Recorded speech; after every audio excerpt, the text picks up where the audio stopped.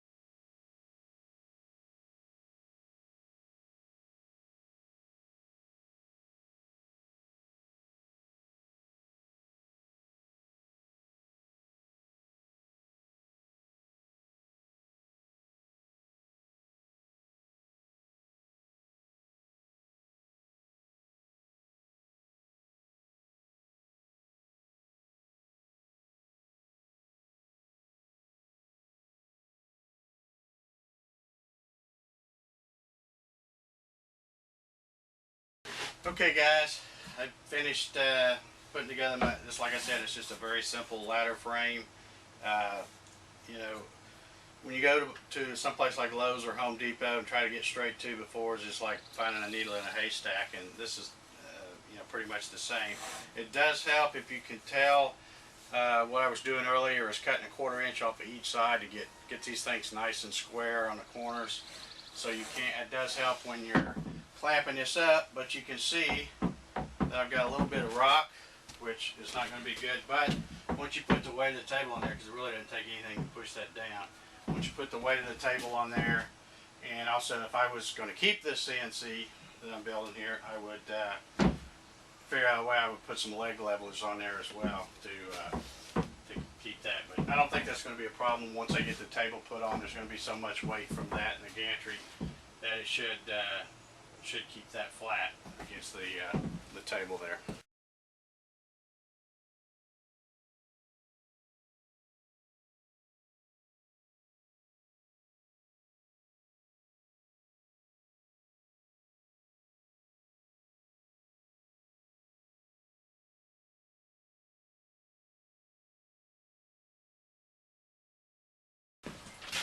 Okay, I got my plywood that I'm going to use for the table cut down to my 48 by 26. Actually, it's just a little over 26. I want to make it, it's about 26 1/8, which I want to make it just a little bit big, and you'll see why later when I put the angles on here. But I'm going to start out, I'm going to get the angles cut, get the holes drilled, and then we'll start out putting the first set of angles for the x-axis rails, and they will go on the factory edge, which I know is nice and straight. So the other edge will, that's why I left that one long. We can put the rail on here, put the gantry on, make sure it lines up, put those rails where they need to be, and if it's sticking out, we can come back and trim that off, so to make it perfect. Or we can leave it hanging over too. If it's only just a little bit, it doesn't really make any difference. It's not going to affect the performance of the machine. So anyway, let me get started cutting that angle. Okay, I'm back, and you're probably expecting to see some angle, but I decided before I was, before I started cutting the angle, I'd go ahead and measure this thing out. You can see I've laid out some holes and put some countersinks in here, and now I've got the tabletop firmly attached to the frame. And just like I thought, once you get this thing secured, we had, you remember before we had a little bit of rocking in the frame, but it kind of straightened it right out. So now there's not anything rocking. So now I'm going to go cut the angle. Okay, now I'm back. I've got the angle all cut to length, and I went ahead and drilled the holes in 2 of them, and that's going to be the ones I use on the top. And then if you can see this, I've got these clamped flush with the factory edge of the plywood, because that's the nice square edge. This is also the factory end here. So I flushed it up here. Anything that's either overhanging or short is going to be on that far end. Actually, my angle came in, I ordered 8-foot pieces, and they came in 8 foot and 3/8. So by the time I cut them and lost a little bit on the kerf of the saw, they ended up being like 48 and 1/8 or so. So they do hang over just a tad on the back, which is fine. Okay, so I've got them all flushed up here, got them flushed to this edge, and I've got the side with the holes right here. And now what I'm going to do is, while I've got this clamped up, is I'll go through and drill through the edge here and be able to bolt these down. And I'm also creating a matching hole on this other angle. But first, before you do that, you want to make sure you sight down the edge and make sure you've got it absolutely as straight as possible. And this plywood really had a nice straight edge on it. I made sure when I was cutting it out that I stayed away from one factory edge, so that I would be able to use that for the table. So I'm ready to start drilling this and mounting this first rail on. Okay guys, I've got this first set of rails. This is actually, if you're standing in what I would call the front, would be in front of there. This is the back. The right side is on. It's fairly straight. And now here's how you put the second rail on to make sure you get some good movement. First of all, you want to, since I tried lifting this up here with the Z-axis, and the Y-axis on here, and of course y'all have seen how smooth that moves. First thing you want to do is clamp that, because if you try to pick that thing up, it's sliding all back and forth, and if you're not careful, you'll pinch the heck out of your fingers, and don't ask me how I know that. But anyway, you want to get that clamp so it's not sliding around, kind of lock it down in the middle. I've actually got some blocks up under this table here to lift it up just enough that where this will clear. I'm going to end up having to put some little legs or something. Like I said, I'll probably put some leveling legs or something here. But what you want to do is, you see I just got this rail sitting here.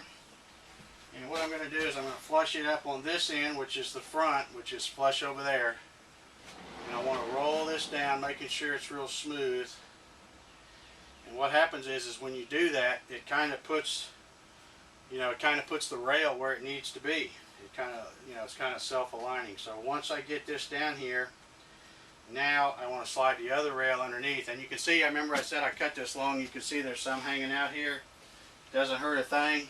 The main thing is that you get the rail on straight, and you use the gantry assembly to determine what that is. Okay, so now I've got to put the other rail underneath, start clamping it down, keep running it back and forth, making sure that it's still smooth, eyeball it, make sure it's straight, and drill this one just like I did the other one, and we're ready to go. One thing I will say though, when you're doing that side over there, take your time. It's a very time-consuming process. You got to clamp the ends up. I like to start on one end and drill a hole. Every time you drill a hole, put a bolt through it and a nut, tighten it up, look down it again, make sure it's still straight. If not, make some adjustments, reclamp it, whatever. But just take your time, drill a hole, put one on this end and put one on the other end. Keep eyeballing it, making sure it's straight. And if you take your time, you can really get it straight, especially if you're flushing it up to a factory cut edge over there. So I think that's gonna work fine. So I'm going to go ahead and start working on this other rail and get it attached, and it looks like we're going to be gliding really smooth here. Okay guys, I got the other rail installed, and I turned it around here so you can see the front of it. And let me tell you, I think we've got some kind of awesome do-it-yourself homemade CNC here. This thing just glides like, oh man, I mean look at it, it's just glides so smooth. Rails are straight. This glides really smooth. It's all going to work great, I think.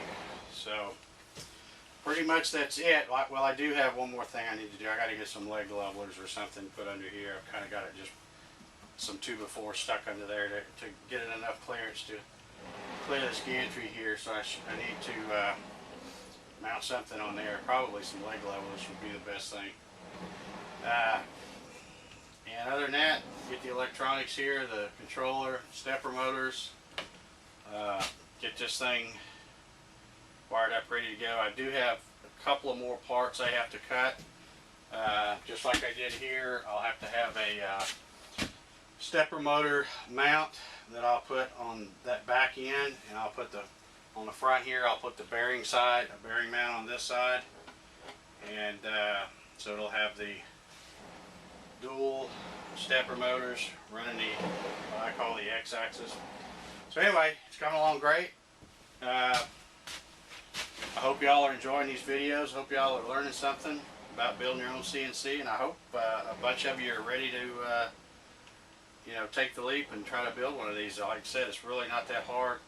I'll have the plans up on the website once I get everything done and it's all checked out, and I will have every nut, bolt, dowel nut, screw, you name it, it'll be accounted for in there. All the components, I'll have part numbers, where you can get them, all that kind of stuff, just to try to make it as easy as possible for anybody who wants to try to build one of these.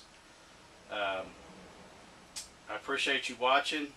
Thanks again for all the new subscribers. I've got a bunch of new subscribers, particularly since the CNC router series I started. I guess there's a lot of people interested in that. So thanks again for all the new subscribers.